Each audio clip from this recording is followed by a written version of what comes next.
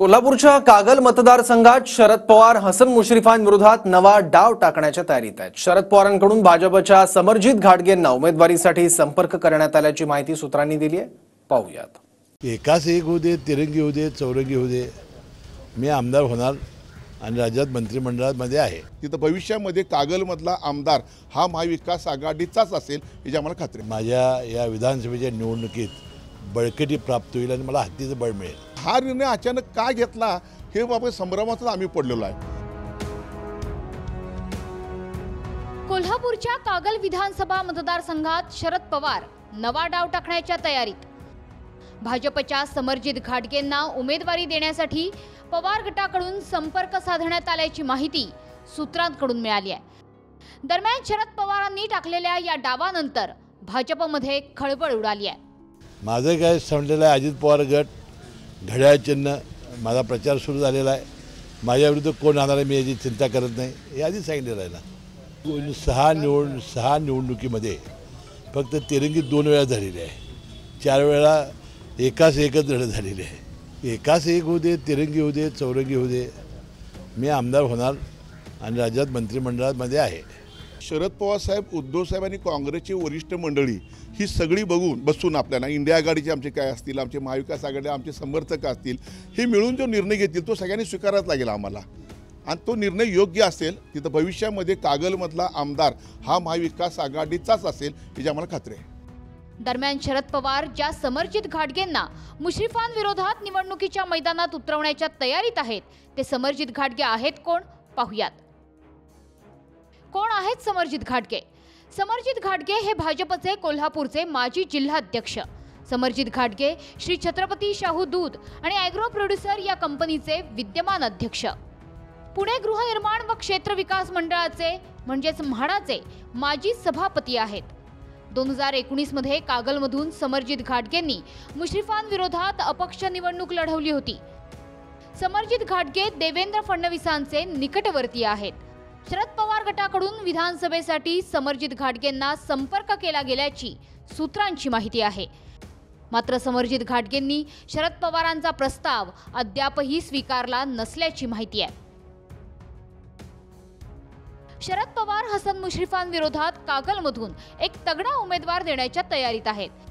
मात्र दुसरीकडे ठाकरे गटाचे कागलमधले संभाव्य उमेदवार माजी आमदार संजय घाटगेंनी हसन मुश्रीफांना पाठिंबा दिलाय। त्यामुळे या मतदारसंघात मोठा ट्विस्ट निर्माण झालाय। मी त्यांचा मनपूर्वक आभारी आहे। ते शिवसेना गटाचे एक नेते आहेत आणि त्यांनी उघडपणानं पाठिंबा दाखवण्याचं धाडस दाखवावं।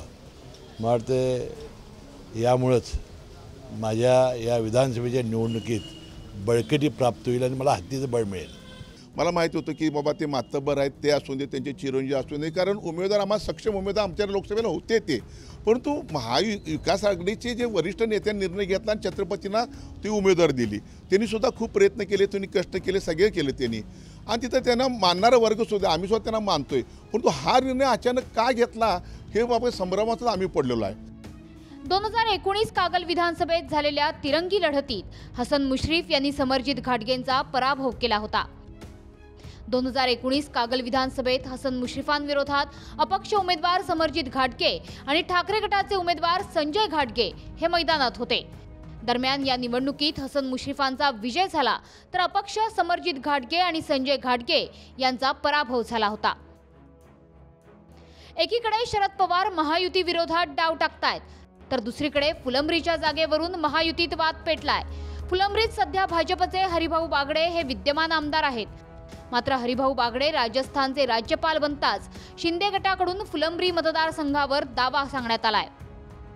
सन्मान्य पालकमंत्री संदीपान पाटील भुमरे साहेब, अब्दुलजी सत्तार साहेब, राज्याचे मुख्यमंत्री सन्मान्य एकनाथरावजी शिंदे साहेब यांच्या मार्गदर्शनाखाली मी फुलंब्री विधानसभा मतदारसंघामध्ये गावोगावी अनेक विकास कामं केलीत आणि मी CM साहेबांकडून हा मतदारसंघ सोडून घेण्यासाठी विनंती करणार आहे आणि ह्या मतदारसंघातून मी 100% निवडून येऊ शकतो, म्हणून मी या मतदारसंघावरती शिवसेनेचा दावा करत आहे।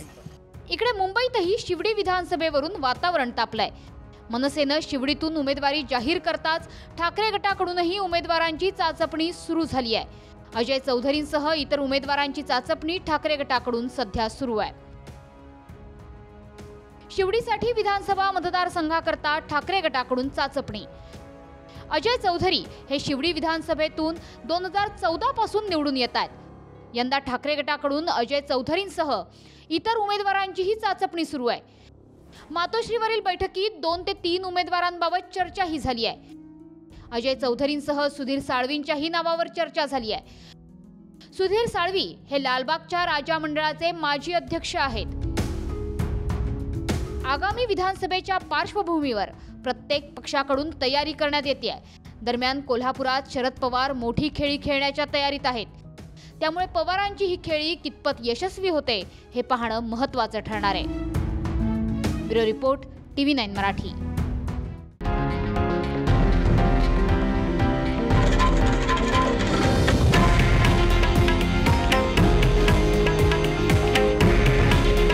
हे आहे देशातील नंबर 1 न्यूज नेटवर्क आणि आपण पाहत आहात TV9 मराठी. काळजी तुमची, हित महाराष्ट्राचं.